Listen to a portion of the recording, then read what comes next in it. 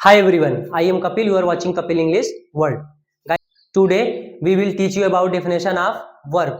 What is verb? How to find it in any sentence. तो आइए देखते हैं वर्ब किसे कहते हैं और हम इसे सेंटेंस में कैसे पता करें वर्ब कहाँ पर है। तो आइए स्टार्ट करते हैं। वर्ब किसे कहते हैं, जैसा कि ऊपर लिखा गया है वर्ब, ऊपर लिखा गया वर्ब। वर्ब का मतलब होता है क्रिया। क्रिया का मतलब होता है कोई कार्य। जब आप कोई कार्य करते हैं वही हमारा वर्ब कहलाता है। तो आइए पहले हम डेफिनेशन से आपको बता दें, जो एकदम सरल शब्दों में लिखा गया है वर्ब कहते किसे हैं। तो जैसा कि लिखा गया है, the verb is a word which shows any action is called verb. इसमें कहने का मतलब ये हुआ, वर्ब ऐसा शब्द होता है जो किसी कार्य को दिखाता है। वर्ब एक ऐसा शब्द होता है जिससे कोई कार्य होता है। जैसे आपको एग्जाम्पल के माध्यम से हम समझा दे रहे हैं। यहाँ जैसे लिखा गया एग्जाम्पल पहला, उसने मुझे एक किताब दिया। यहाँ कौन सा कार्य हो रहा है? किताब देने का।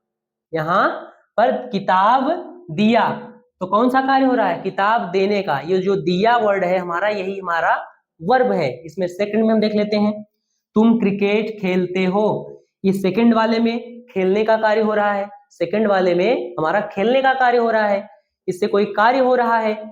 तो ये जैसे यू प्ले क्रिकेट, यहाँ खेलते हो, ये हमारा यहाँ ये वर्ब है। तीसरा, ईश्वर ने हमें बचाया।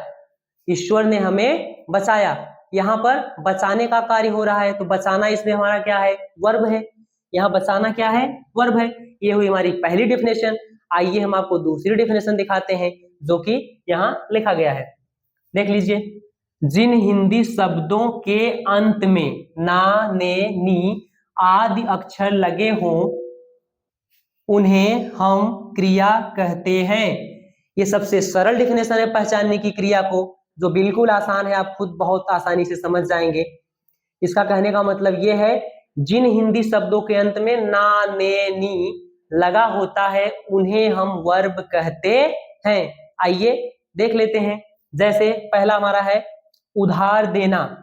इसके अंत में क्या है? देना, ना लगा है कि नहीं है? इसकी इंग्लिश लेंड होती है। दूसरा हमारा ये देखते हैं खेलना। यहाँ खेलना क्या है? ये भी हमारा वर्ब है, क्योंकि इसके अंत में ना शब्द लगा है, ये प्ले हुआ। तीसरा हमारा नाचना। नाचना की इंग्लिश होती है डांस, इसमें भी ना लगा हुआ है। चौथा हमारा होता है आज्ञा मानना, इसकी इंग्लिश होती है ओबे।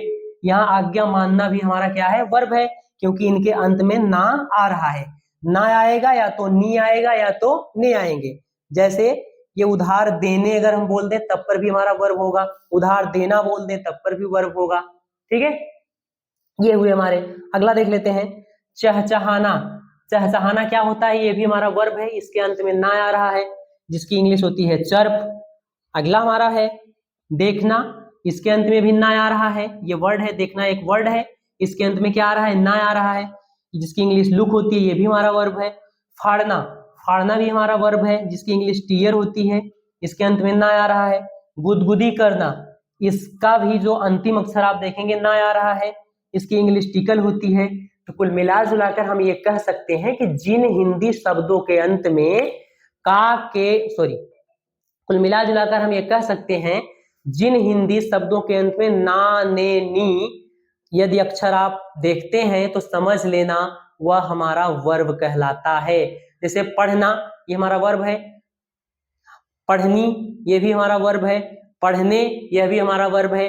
ना, ने, नी आया नहीं आया, तो ये हमारे वर्ब होते हैं। तो जिन हिंदी शब्दों के अंत में ना, ने, नी लगा रहे आपको कहीं भी, तो समझ लेना वह हमारा वर्ब कहलाता है। तो आइए तीसरी डेफिनेशन देख लेते हैं, जो एकदम सरल लिखा गया है, उससे भी आप समझ सकते हैं वर्ब किसे कहते हैं। ये तीसरी डेफिनेशन हमारी है, क्रिया हमेशा हिंदी वाक्य के अंत में होता है। लिखा गया इसमें, क्रिया हमेशा हिंदी वाक्य के अंत में होता है। हिंदी वाक्य के अंत में क्रिया हमेशा पाई जाती है। आइए एग्जाम्पल के माध्यम से समझा देते हैं। जैसे पहला एग्जाम्पल है, उसने मुझे एक किताब दिया। ये दिया जो हमारा वर्ड है, ये दिया, यही तो हमारा वर्ब कहलाता है, यही हमारा क्या है? वर्ब है। दिया वर्ड क्या है? ये वर्ब है, क्योंकि हिंदी सेंटेंस के ये लास्ट में है। दिया भले ही पास्ट टेंस में लिखा गया है, लेकिन इसका मेन फॉर्म देना होगा। मेन फॉर्म क्या होगा? देना। तुम क्रिकेट खेलते हो, यहाँ खेलते हो इसका मतलब हुआ खेलना, यहाँ ये वर्ब है, हिंदी सेंटेंस के लास्ट में है कि नहीं है। अगला है ईश्वर ने हमें बचाया, यहाँ बचाना होगा, ना ने नहीं आ रहा है, बचाना, ये बचाना हमारा क्या हुआ, ये यहाँ ये वर्ब हुआ बचाना, क्योंकि हिंदी सेंटेंस के लास्ट में आया। इस प्रकार से हम कह सकते हैं जो हमारी क्रिया की डेफिनेशन होती है वो 3 डेफिनेशन होती है। यदि आपसे कोई पूछता है वर्ब किसे कहते हैं, तो आपको सीधा बताना है कि जिन हिंदी शब्दों के अंत में ना ने नी अक्षर लगा रहे उसे हम वर्ब कहते हैं, पहली डेफिनेशन। दूसरी क्या हुई, यह हमेशा हिंदी सेंटेंस के अंत में पाया जाता है, वर्ब हमेशा हिंदी सेंटेंस के अंत में पाई जाती है, ये हमारी दूसरी डेफिनेशन हुई। तीसरी डेफिनेशन क्या है, जिससे कोई कार्य हो, जिस शब्द से आपको फील ये हो कि इससे कोई कार्य हो रहा है वह हमारा वर्ब कहलाता है। ये हुई हमारी वर्ब की डेफिनेशन।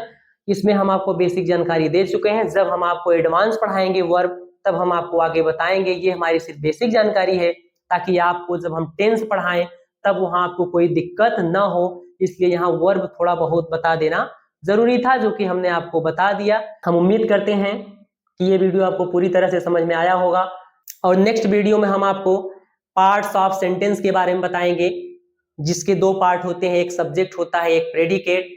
तब तक के लिए